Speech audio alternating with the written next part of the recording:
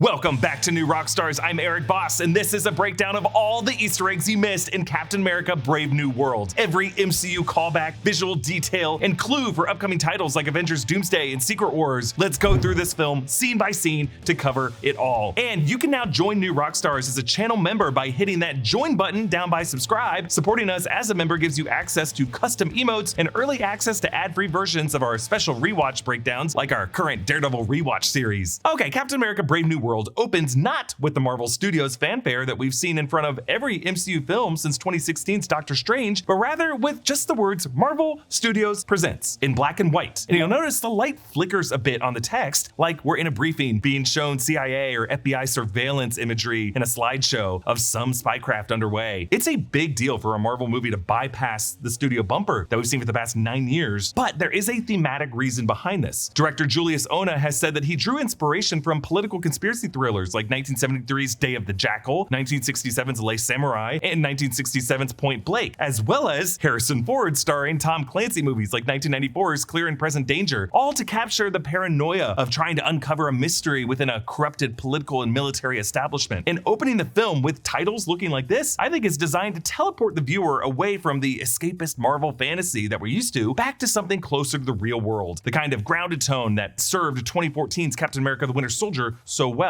Also, I think The Day of the Jackal and the 1997 Richard Gere Bruce Willis remake The Jackal might have been the inspiration for one of the two brainwashed American pilots having the call sign of Jackal. We open on President-elect Thaddeus Ross, Harrison Ford, replacing the late William Hurt, who played the role in 2008's Incredible Hulk, 2016's Captain America: Civil War, 2018's Avengers Infinity War, and 2019's Avengers Endgame, and 2021's Black Widow, but then sadly passed away in 2022. Ross is backstage at his election night victory speech, the cheering crowd nearly silent to him as he hears a soft ringing. Framed and shot with him, the words "together" in front of behind him, and "together" has a period at the end of it. This is Ross's campaign slogan, which I think recalls the "Stronger Together" slogan of the Clinton-Kane campaign in 2016, but the fact that they had to punctuate the word with a period feels so forceful. Kind of a mix of jab, but also like a boomer dad texting you, not realizing that putting a period after okay in the text comes off like he's mad at you. Kind of like dad saying, "We will go on this trip together, or I will turn this car around." Also, the word "together" closing in on Ross from either side of this opening shot, I think is meant to remind him that he didn't get to this victory alone, but he was using the enhanced intelligence of his prisoner, Samuel Stearns, and it might have even been Stearns who recommended this word as a slogan, maybe as a way to subliminally remind him, "You didn't get here alone. So remember your promise, old man. We are in this together." Ross asks about his daughter, Betty, played by Liv Tyler in the 2008 film. He's been on the outs with her since when he was General Ross, hunted her boyfriend Bruce Banner in the events of that film, when Bruce was played by Edward Norton. Ross dulls the ringing in his ears by taking his heart medication, which we find out later is poisoned with gamma radiation by Samuel Stearns. Ross's heart issues actually came up as a throwaway line back in 2016's Civil War.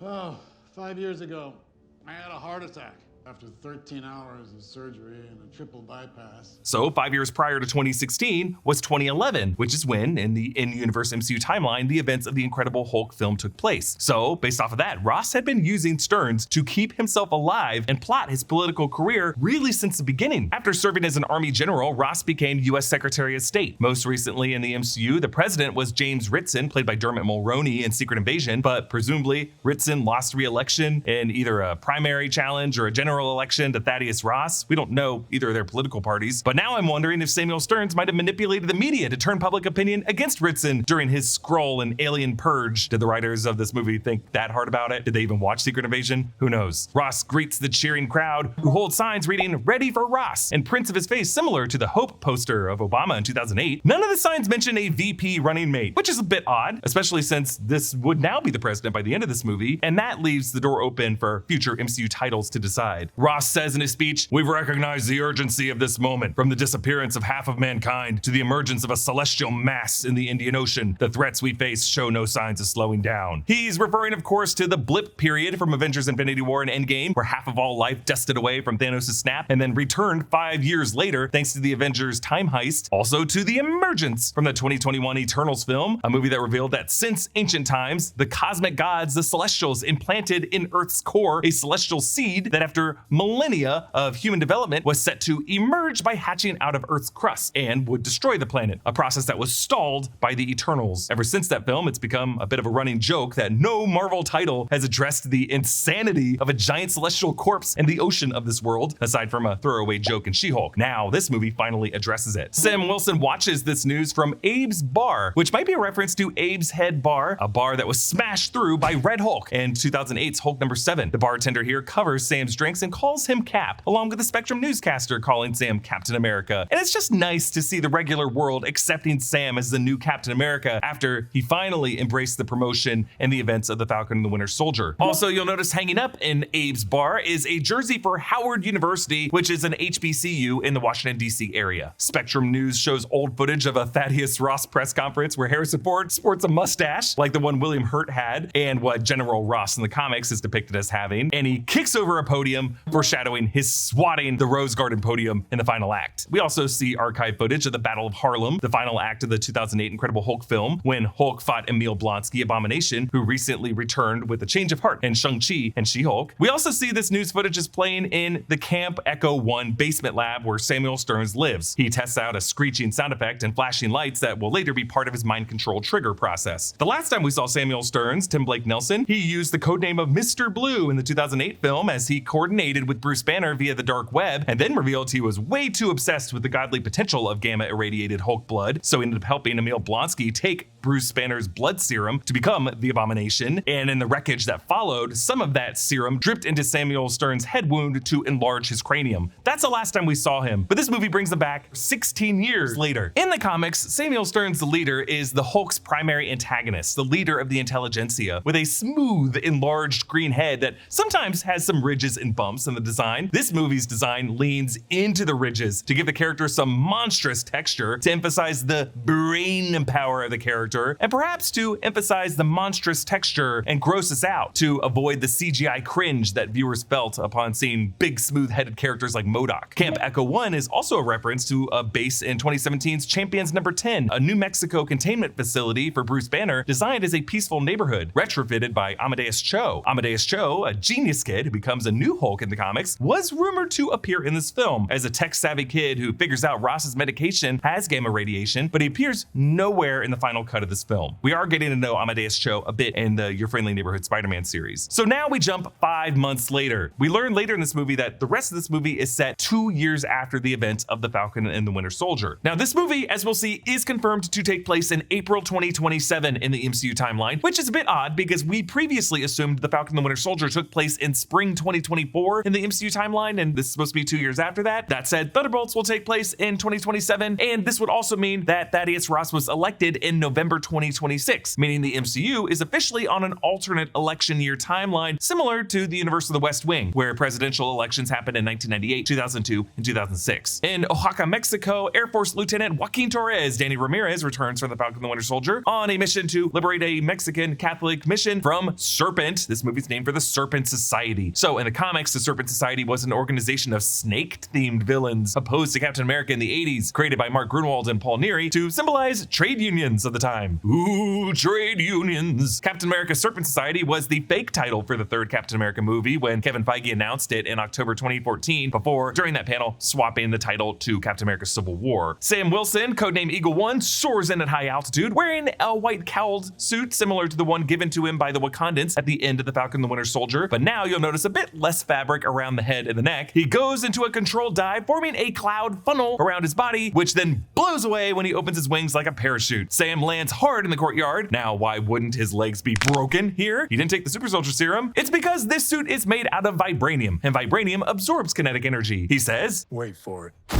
Indeed, Anthony Mackie has been waiting for the chance to star in his own Marvel movie, and it's hard not to draw a parallel here between this line and Aaron Burr's "Wait for it" from Hamilton. Wait for it. Sam takes out the Serpent goons by bouncing his shield among them, and then flies up and takes down 2 more doing the wing barrel roll move that I call the flipsy whipsy. And he did this in the opening sequence in Lagos and Civil War. I love this move. Sam shields himself with his wings, which now glow purple in a hexagonal grid, the same hexagonal design of the shielding used in various spots of Wakanda in the Black Panther films. After absorbing heavy fire, Sam slams his wings back down to form the iconic Black Panther percussive blast move that we first saw T'Challa use against the Border Tribe in the final battle of the 2018 groundbreaking Black Panther film. Sam's drone Red Wing returns, locating hostages inside. While his orders directly from the president are to recover a canister, Captain America always does the right thing and goes to save the people. We meet the head of the Serpent Society, Seth Volker, Sidewinder, played by Giancarlo Esposito. We start by seeing the patch of the Serpent Society on his back, depicting a skull with a snake snaking through it. Originally in this movie, Sidewinder was going to be played by WWE superstar Seth Rollins, and they actually shot many of these sequences, but during the reshoots, they recast the role with Esposito. We learn in the scene that Sidewinder was going to meet a buyer at this Catholic mission, but Samuel Stearns did not show. We see a close-up of the canister, and its digital screen reads, I think that's 815 degrees Celsius, so that would be about 1500 degrees Fahrenheit. I assume they would need to keep the refined adamantium inside of it in a molten state because, as Brian Cox's Colonel Stryker told us in X2 X-Men United, tricky thing about adamantium is that if you ever manage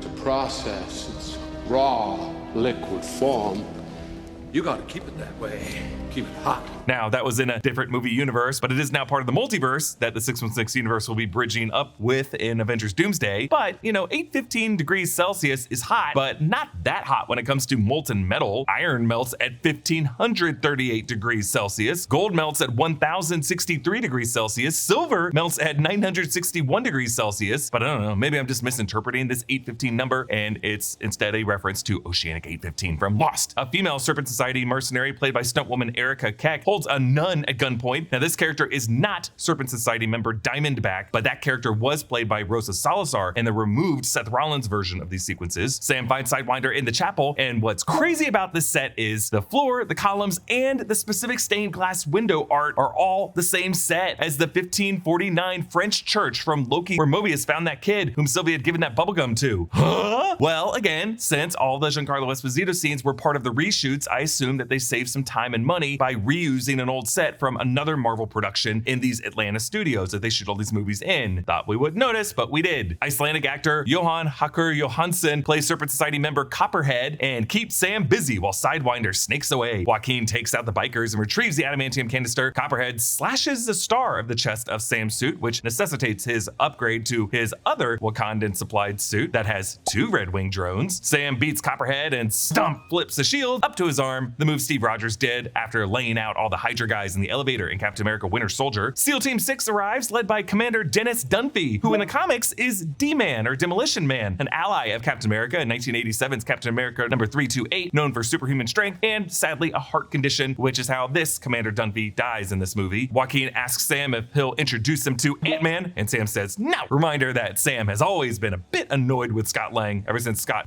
bugged him at Avengers Compound in 2015's Ant-Man. President Ross lays flowers in the grave of his wife, Karen Lee Ross. So Karen Ross was introduced in 2011's Hulk number 41, Thaddeus' wife who died of cancer when Betty Ross was 12. And I feel like they gave her the middle or the maiden name of Lee here to honor the late Stan Lee. The flower arrangement includes a cherry blossom branch. Cherry blossoms bloom in the Washington, D.C. area every spring, and in addition to playing a big role in Thaddeus's and Betty's history, the tree has a deeper historical significance between the United States and Japan. Cherry blossoms were originally brought to the Washington, D.C. area as a gift from Japan in 1912. So in this movie, the pink trees also underscore the threatened peace between the United States and Japan. The epitaph on this headstone reads, "Keep your face always toward the sunshine and the shadows will fall behind you." This is a quote from Walt Whitman, and in a way, it's what Red Hulk Ross will have to do when he's on that Haynes Point street facing the sun to put the shadows behind him. His trusted Secret Service agent and Sam's contact is Agent Leila Taylor, who in the comics was a throwback romantic interest to the Falcon, Sam Wilson, introduced in Captain America number 139 back in 1971, who after breaking up with Sam ends up working as a reporter exposing drug smuggling. Now there's another grave behind Ross reading Lample, which could be a nod to graphic designer Ellen Lample, who has worked on several Marvel titles. And a fun detail, in the trailer version of the cemetery shot, they covered the name Karen Lee Ross on the headstone with Moore, which I think was a nod to Nate Moore, the longtime Marvel Studios executive who executive produced this film, and with this film parted ways with Marvel Studios after 14 years. So I think someone in the marketing department might have had a sense of humor there. Thank you to BetterHelp for sponsoring this video. There's a lot going on right now. Politics can generate a lot of anxiety, uncertainty, and unease about your place in the world. Rather than getting overwhelmed by these super normal reactions to current affairs, try using BetterHelp to talk to a therapist instead. BetterHelp has made starting therapy as easy as taking a quiz. Just fill out a questionnaire and you will match with a therapist in as little as a couple days. If the first therapist doesn't feel like the right fit, you can easily switch to another one until you find someone someone you resonate with. BetterHelp also provides a journal for personal reflection, plus group sessions on a variety of topics are available every day. Users love BetterHelp. They have over 7,000 reviews and a 4.5 rating on Trustpilot, and it's obvious why. BetterHelp makes sure therapists on their platform are well qualified. If you have any questions, their customer support team is there to help as well. Start fresh any day of the year with BetterHelp. Click the link in the description, scan the QR code on the screen, or go to betterhelp.com/newrockstars and get 10% off your first month of therapy. On to Baltimore, where Joaquin wears a University of Miami tank as he comes from that city. They meet Isaiah Bradley, Carl Lumbly, returning from the Falcon and the Winter Soldier. He was a black Captain America who was erased from history after fighting in missions during the Korean War, and then was experimented on and imprisoned by the government for 3 decades until a nurse ended up taking pity on him and freed him. The Falcon and the Winter Soldier had a lot of great scenes between Isaiah and Sam as they talked about the complicated legacy and the relationship of Captain America to the US government and to America as a whole. And the 6 episodes ended with Isaiah Bradley getting a special exhibit in the Captain America section of the Smithsonian. Isaiah here punches a punching bag right off its chain, calling back the iconic move Steve Rogers did in the 2012 Avengers movie. They train by having Sam duck around Isaiah to snatch flags off his belt. Joaquin messes with Isaiah by taking the plastic off his smartphone, setting up Isaiah's phone as the instrument of his mind control in the next scenes. In the back room, the walls all have posters of famous black athletes. By the door is Jackie Robinson, number 42 from the Brooklyn Dodgers, played by Chadwick Boseman in the 2013 film, with Harrison Ford as Branch Rickey, the owner of the Dodgers at that time. By the lockers is a poster of Kareem Abdul-Jabbar, number 33, when he was still playing for the Milwaukee Bucks before his time with the Lakers. There's also a poster of heavyweight boxer Jack Johnson, who rose to prominence from 1902 to 1912, defying all the norms at the time as a black boxer taking on white opponents, and he faced some bullshit charges in the Jim Crow South. All of these men were undeniable talents who completely changed their games forever, but for all 3 of them, it came at heavy costs and forms of all kinds of racism and discrimination, very similar to what Isaiah Bradley and Sam Wilson have had to go through. Sam reminds us that Thaddeus Ross once imprisoned him on the Raft and hounded him and Steve and Natasha for years, referring to their time as fugitives from the government between Civil War and Infinity War. Indeed, the last time Ross saw Sam via a hologram call in Infinity War, he ordered Rhodey to arrest him. Though Ross did later attend Tony Stark's funeral at the end of Endgame, where Sam was present, and according to Matt Murdock and She-Hulk, the Sokovia Accords were repealed. There's all kinds of foreshadowing lines about Ross's transformation throughout this movie. Here, Sam tells Isaiah, "I know Ross will never change." On the limo ride to the White House, Isaiah says the suit he wears is the one that he wore on his wedding day with Faith. Isaiah's late wife, Faith Bradley, was mentioned in episode 5 of The Falcon and the Winter Soldier, and she was based on Faith Shabazz, Isaiah's wife in the comics. According to the writers of this movie, his grandson Elijah Bradley was scripted to appear in this movie, but they ended up removing the scene. The invitation to the White House lists this day as Thursday, April 16th, 2027. This is really what confirms this movie is taking place in April 2027. Now, in our calendar, April 16th, 2027 is not a Thursday, it's a Friday, and this drives me crazy. But hey, maybe this reality shifted a day when printed materials had to be warped to erase Peter Parker from the written memory. I don't know. We see banners for the Celestial Island World Summit with a logo showing an open hand reaching up toward a ring of fire. You'll note that that hand gesture is similar to the pose Tiamat's hand is in, and there is a kind of Promethean aspect to the fiery design here, as if to say Adamantium is a gift from the gods, and in a way, it kinda is. Now, there is a bit of a logic issue where it doesn't make total sense for the world to know the name Celestial. Like, the mythology of the Celestials and Tiamat, Arishem, etc. was known exclusively by the Eternals, and the Eternals and what they really were wasn't really known to the public. So unless the Eternal Sprite did an interview explaining that this giant thing is called a Celestial and then explained what Celestials are, I don't really know how the public would know to call this a Celestial. Around this summit are more vases of cherry blossoms, some political symbolism meant to appeal to the Japanese Prime Minister Ozaki. Sam meets President Ross in a room with James Madison and Thomas Jefferson by the window. Ross unwraps a red lollipop, which he indicates is a nicotine substitute, as he's not allowed his iconic cigars anymore. Red lollipop, Red Hulk. Sam says, "I have to admit, I'm still getting used to the new look." They said lose the mustache or lose the election.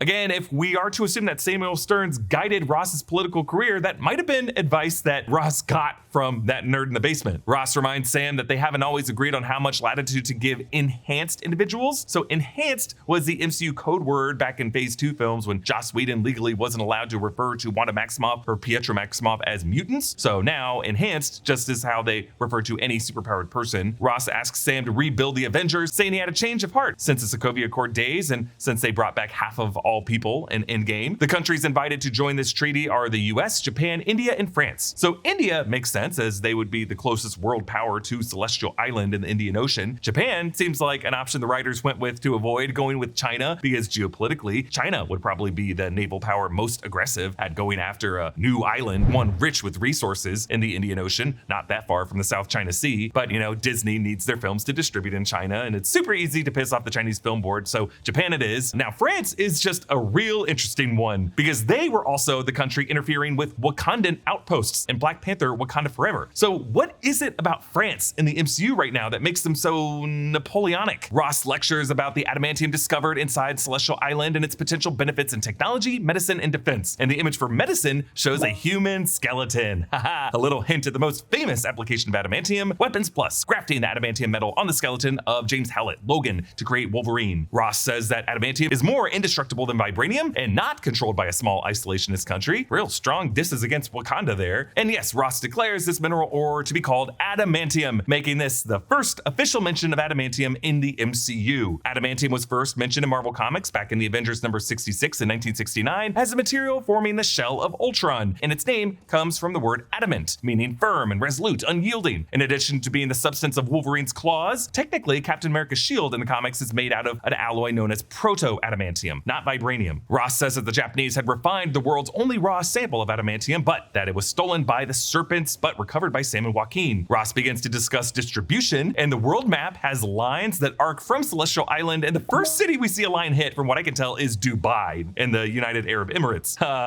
Sounds like part of the plan is to profit first from this stuff. But then, over the speakers airs a brief sample of the 1950s song by the Fleetwoods, Mr. Blue. And once you realize the song is Mr. Blue, it's pretty obvious that this is coming from Samuel Stearns, who used the codename Mr. Blue in the 2008 Incredible Hulk film. This song, plus the flashes from his phone earlier, puts Isaiah and other armed personnel in the room in a hypnotic trance. So Isaiah fires at President Ross, and the others try to kill the leaders of Japan, India, and France. Joaquin and Sam spring to action, as does Ruth Bat-Seraph, played by Shira Haas. She's a superhero Sabra in the comics, but this film made the character an Israeli former Black Widow agent. More on that in a bit. This kind of mind control is similar to the activation code words used by Hydra on the Winter Soldiers, including Bucky Barnes. And in both cases, it's a reference to the Manchurian Candidate, where a plot to destroy America involved hypnotizing American soldiers to be activated as assassins with everyday visual triggers. Isaiah jumps out the window, and Sam catches up to him by the World War I memorial on the National Mall. Only now does Isaiah come back to consciousness, telling Sam he can't go back inside and begging the agents not to mess up the suit, as remember, this is the one he married Faith while wearing. Sam pushes past Secret Service agents to get to Ross in this security bunker. Remember, Sam did not take the super soldier serum in the Falcon the Winter Soldier, so it's just his natural strength and his captain confidence that gets him through. At first, it seems like the president makes an exception for Sam.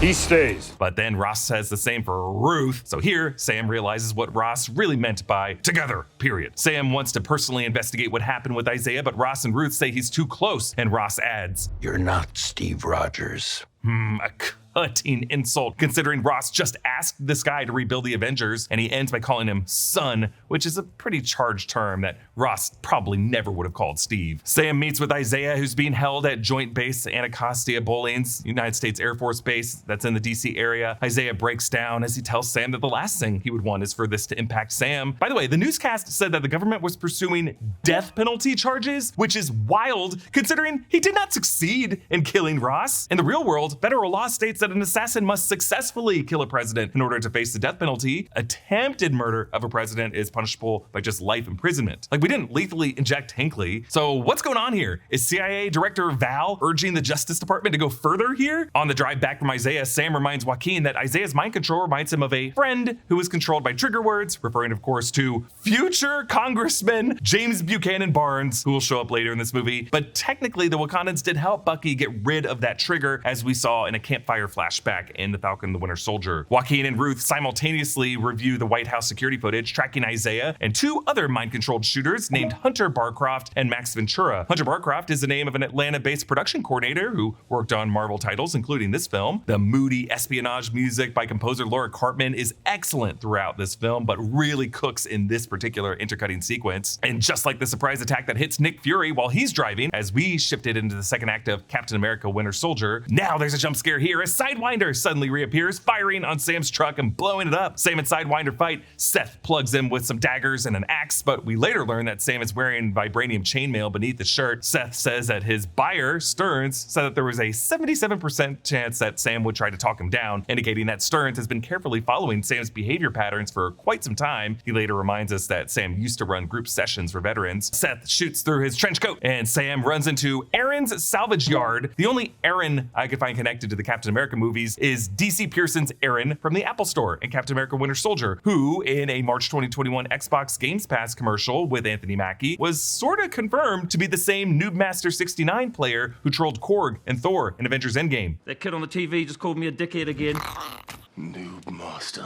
Sam pours bleach on hot machinery to form a toxic smokescreen. And if you look closely, that bleach is Roxxon brand. Roxxon, the energy and consumer product conglomerate of the MCU, who in the Loki series is set to become an Amazon or Buy n Large type company with company towns and mega marts in the year 2050. And it seems like they're on their way to that. And Sam ends up bringing Seth down by flinging that first dagger at him and then hits him with a double kick. Meanwhile, France and India began to waver on the treaty, so Ross has to head to Tokyo. In Sam and Joaquin's workspace, we see a whole bunch of Easter eggs here. There's a photo of Sam's days as a United States Air Force pararescue XO7 wingsuit pilot with his co-pilot Riley, who died on a mission. This photo and Riley came up in Captain America the Winter Soldier. We also see a plaque and a crest for the XO7, referring to that specific experimental wingsuit that Sam would wear when he was a pararescue pilot. We also see a photo of Sam with Bucky from their Falcon Winter Soldier days, and a commendation from the GRC. That's the international organization from the Falcon the Winter Soldier series that Sam saved from the Flag Smashers. We also see a photo of Sam's sister Sarah from the Falcon the Winter Soldier on the family boat that they have in Louisiana that we saw in that series. We also see this adorable handwritten letter. Dear Captain America, you're so cool. I wish I was as strong and brave as you. You are definitely my favorite Avenger. Thank you for keeping us safe. Signed, And I can't see, but I'm assuming it's Scott Lang. Then there's also a kid's drawing of Sam next to a blonde-haired woman. I was thinking maybe Carol Danvers, but I assume it's not power broker Sharon Carter. Maybe it's Natasha when she had blonde hair. Joaquin shares his research on Ruth Bat-Seraph, and we cut away from Joaquin right as he says the words, "She was born in Israel," and then we cut right back to him for him to say, "She's ex-widow." So when Shira Haas was announced to join this cast at D23 in August 2022, she was announced to be playing the character of Ruth Bat-Seraph, which we all Googled and realized that was Sabra, who is a Marvel superhero from the 80s who has a backstory of being part of the Israeli Mossad. This became quite controversial over the months, and when the first teaser dropped in July 2024, Marvel Studios had to come out there and clarify that the character in this movie was a former Black Widow agent, not connected with Sabra or Mossad, but that she was still Israeli in nationality. As you can imagine, that did little to quiet some of the protests around this movie, and you may have noticed that there were quite a few shots of this character in trailer footage that did not make it into the final cut of the film, suggesting that a lot of her scenes were cut. I went into this in our What Happened with This Movie video, and it seems like the writers might have just picked a random female superhero from the Marvel Comics without really thinking about where the world was and where the world would go in the years ahead, and they ended up just getting locked in with that choice. I think originally in this scene there was a different line wording about Ruth's Israeli backstory, and I think they cut away from Danny Ramirez while Ramirez recorded a line via ADR to say she was born in Israel, and then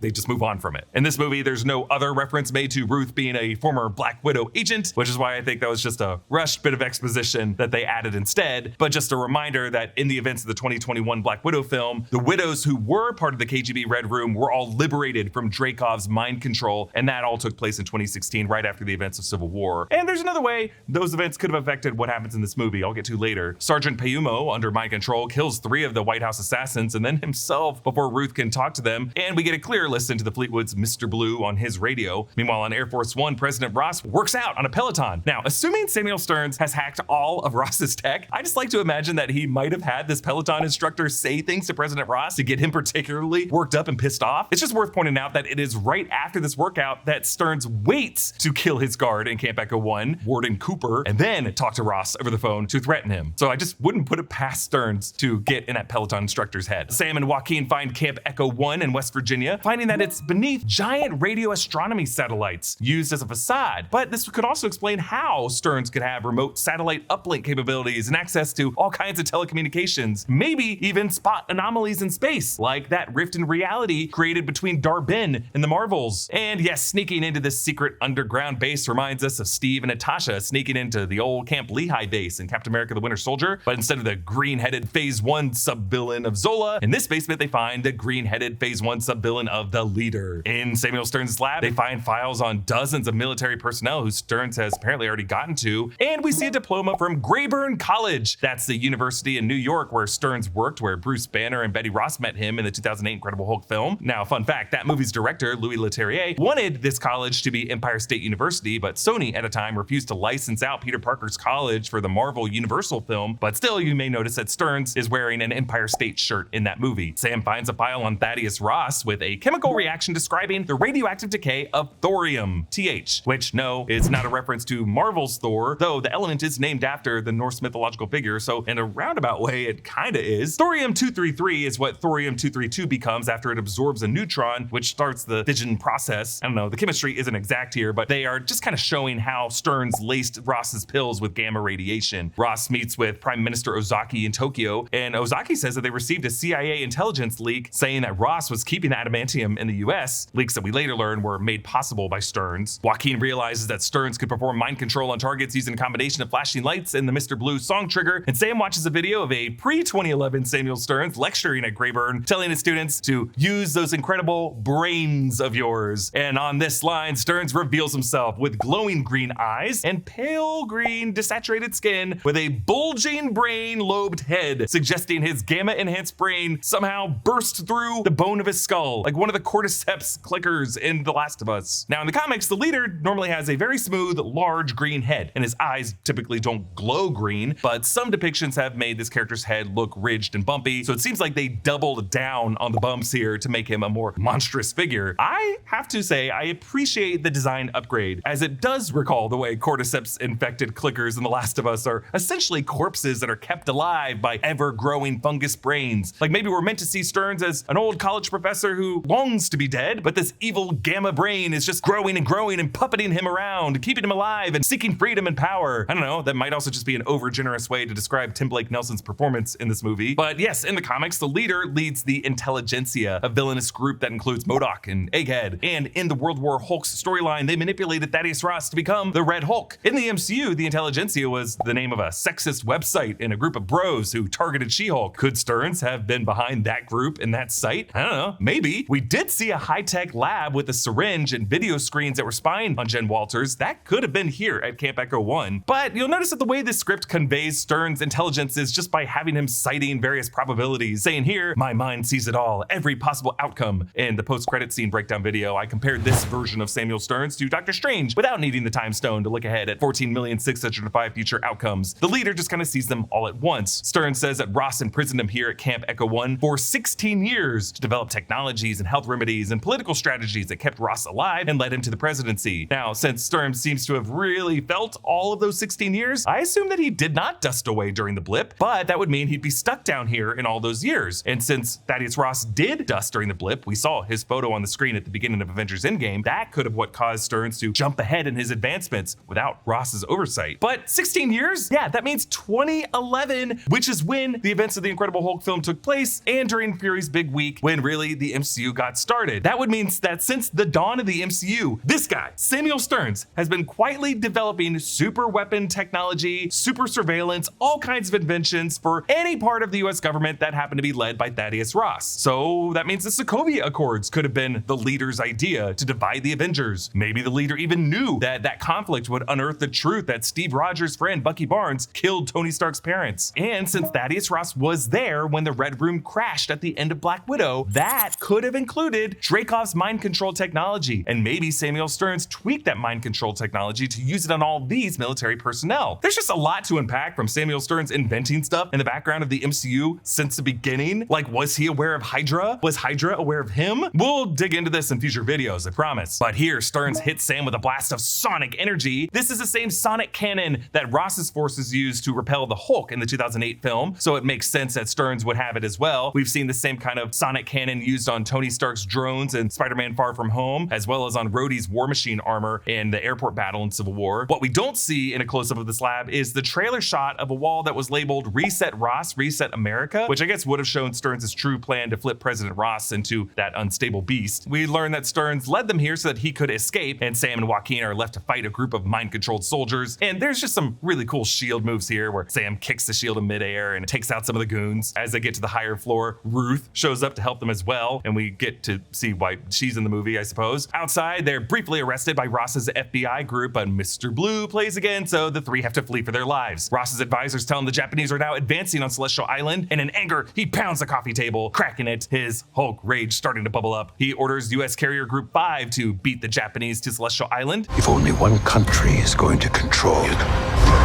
it's going to be us. Sam drives to Commander Dunphy's Navy SEAL site at Norfolk. Sam gives Dunphy the pills he found at Camp Echo 1 to analyze, and Dunphy says he's got a guy. And we never see that analyst guy, though that guy does call Dunphy later on the phone to report the pills are gamma irradiated. And rumor has it, there was a deleted scene where we would have seen Amadeus Cho on the other end of that phone call. Sam chats with Sidewinder and says that he's seen worse than Samuel Stearns, to which Sidewinder says, not without your Avengers. And I was kind of wondering what grosser sights Sam has seen, like maybe Thanos' Outrider foot soldiers in Infinity War and Endgame, maybe the dead Dr. Nagel and Madripoor. Sidewinder says that it was his old unit that found Samuel Stearns in the wreckage of Greyburn University after the Battle of Harlem with a gamma irradiated mind. And he says that Ross upped the gamma exposure on Stearns' brain, and that it was Stearns who paid Sidewinder through a CIA black fund to steal the adamantium to begin with. So we move on to Celestial Island. The scale of the sequence in the movie is just visually stunning, especially in IMAX. Just to see the massive marble corpse from sea level while we hear the gasps of choir vocals, it's just like an MCU spectacle that we haven't seen in a long time, and I really dug this. Sam, Joaquin, and Ruth meet President Ross on the USS Milius, which is an actual Arleigh Burke-class Aegis-guided missile destroyer of the US Navy. It's not an aircraft carrier, it's a destroyer that's part of a carrier group. Ross stands before a board that reads in red, CAP status. Now, in this kind of setting, CAP stands for Combat Air Patrol. This board is meant to track the aircraft patrol over an objective area to intercept and destroy hostile aircraft, though ironically in this scene, the status of CAP is also something that we are tracking. Sam confronts President Ross about his medical history with Stearns in Camp Echo 1, and Ross says that he was dying from a failing heart, and Stearns kept him alive with the pills, and that he just wanted to stay alive to prove to his daughter Betty that he was a changed man who could still be the papa who took her to see the cherry blossoms. Meanwhile, two American F-18 pilots, Whiskey and Jackal, go rogue, thanks to Mr. Blue, against the Japanese fleet, so Sam and Joaquin have to take off to de-escalate the dogfight. While this aerial sequence recalls the imagery of Iron Man flight scenes, and I love seeing Red Wing just carrying the shield on his own to cover Sam, I just appreciate that we never cut to any kind of internal heads-up display for Sam or Joaquin. We just see their point of view, red-tinted goggle vision, and then like a close-up of their eyes from outside their helmet, because yeah, an internal HUD would just feel too much like Iron Man. So they capture the aerial maneuvering and choreography of an Iron Man flight sequence, but don't try to make it too Iron Man-y. And by the way, if you love this sequence as much as I did, we do have this new Captain America-inspired shirt design called Wingspan. It's available at our merch store, nerdright.shop. It's like my favorite new shirt that the shop has come out with, and it's a great way to support new rock stars. The Japanese fire 6 missiles at the Milius, and the Milius repels 4 of them, leaving 2. Joaquin takes out 1, and Sam just kind of surfs the last one, pushing it in the water. And I love this moment where we cut to 2 deck crew watching Sam and Joaquin jet past them, which again just grounds this dogfight from a human perspective. Sam uses his vibranium wing to slice through the wing of the Japanese fighter as Sam drops down to chase Jackal. His dive through the clouds over Tiamat's fingers just looks like we're in an icy mountain range, and it's so cool. Sam at one point frisbees the shield to take out multiple missiles, which shows that his practice with the pads on the trees in his Louisiana home in the Falcon the Winter Soldier totally paid off. Joaquin stops 1 missile, but blows up the second one too late, causing him to be injured, and he drops into the ocean, reminding us of Rhodey's terrifying injury in his fall in Civil War.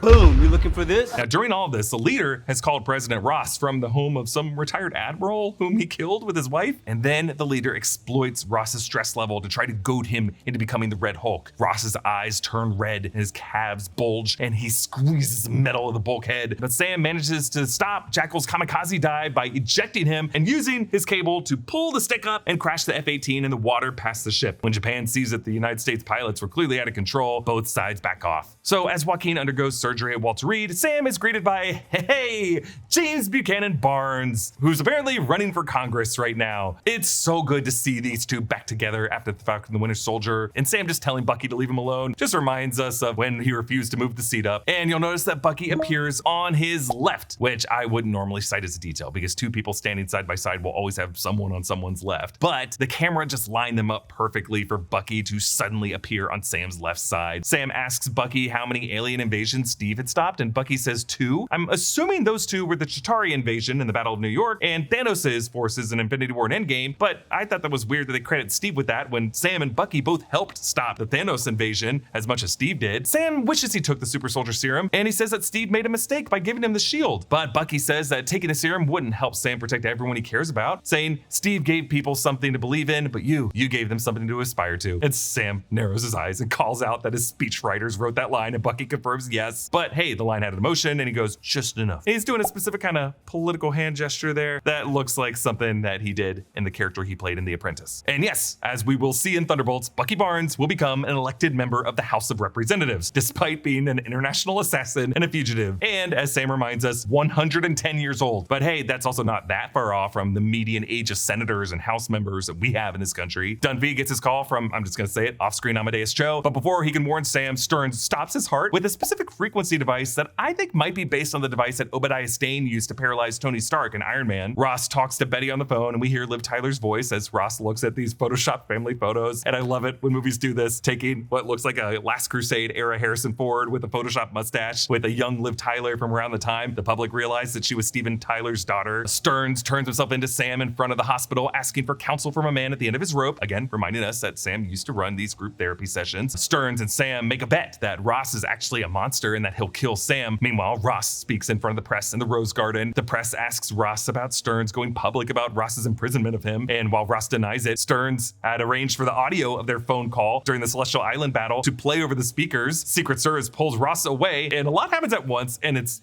kind of silly. Like, why would they so aggressively pull him away? Like, he's not in immediate physical danger if Stearns was arrested, and it's not the Secret Service's job to be like, hey, Mr. President, you should take these questions. You would think it would be like political advisors who'd be like, hey, Mr. President, maybe, wrap things up. But either way, in his anger, he collapses to the ground and he Red Hulks the out. There's specifically a shot where his pinky finger bends sideways, and yuck, this looks painful. And as he rises from behind the podium, you'll notice a piece of singed cloth burns off his chest, and we see smoke. This is a very important detail because it's a key difference about Red Hulk from the comics. While his skin is not invulnerable like Green Hulk, Bruce Banner's skin is, Red Hulk does radiate heat. It causes his thrown objects to become explosive projectiles. Now, the design of Red Hulk is pretty great, I gotta say. They used most of the same visual assets from the 2012 redesign of the Hulk and all the ways it improves over the years through the Smart Hulk design in Endgame and in She-Hulk, which I think is why they gave Harrison Ford a high and tight buzz cut so that the hairline would match with what they already had. They also included the striations in his pectoral muscles and gave him a layer of chest hair because we've seen Harrison Ford with his shirt off in a lot of movies and we expect a bit of shag. And when he roars, it seems like they even kept a bit of Harrison Ford's crooked lower teeth and Red Hulk's jawline. And look, the close-ups of Red Hulk look really good in this movie. There's some of the wide shots where the VFX looks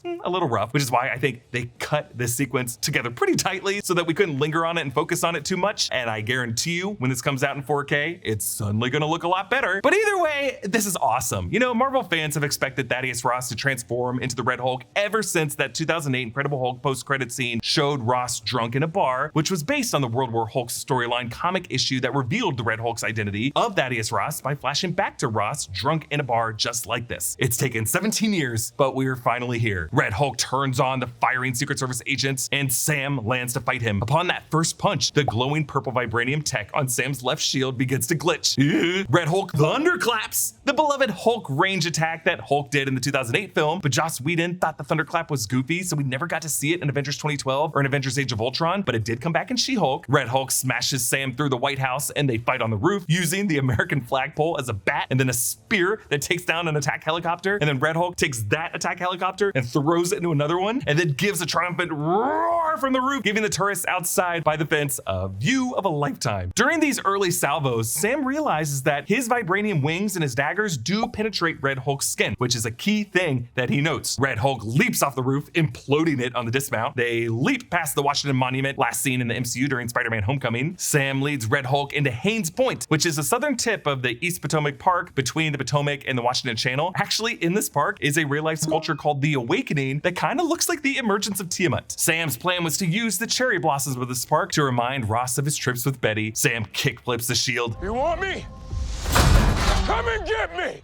Red Hulk charges in and punches Sam around the cars, and he throws a flaming car at Sam, which Sam has to leap over and cut in half with his vibranium wing. Red Hulk lunges at him, and Sam forms a dome with his wings and his shield that Red Hulk just hammers down upon, weakening the purple vibranium glow, which seems to just overwhelm these wings, even though they're absorbing the kinetic energy, so that when Sam tries to fly away, they're just still glowing too bright, which gives Red Hulk some time to grab the jetpack and then rip off one of the wings. And it's terrifying here because Sam just looks so helpless. He nearly crushes Sam's head. And God, it's like when Thanos chiseled away at Tony's armor in the Battle of Titan in Infinity War and then grabbed him by the head. Like, all he has to do is just, you know? But then Sam waits for Red Hulk to lunge at him and, using his one remaining wing, stabs Red Hulk in the gut using the same wing stab move that he used in the Battle of Earth in Avengers Endgame. And because the wings are so overloaded, this move particularly freaks out the wing, causing the percussive blast to blow them all back. But Red Hulk still is not down. But as the cherry blossom petals float around, Sam gives a speech to appeal to Ross's goodness as a father.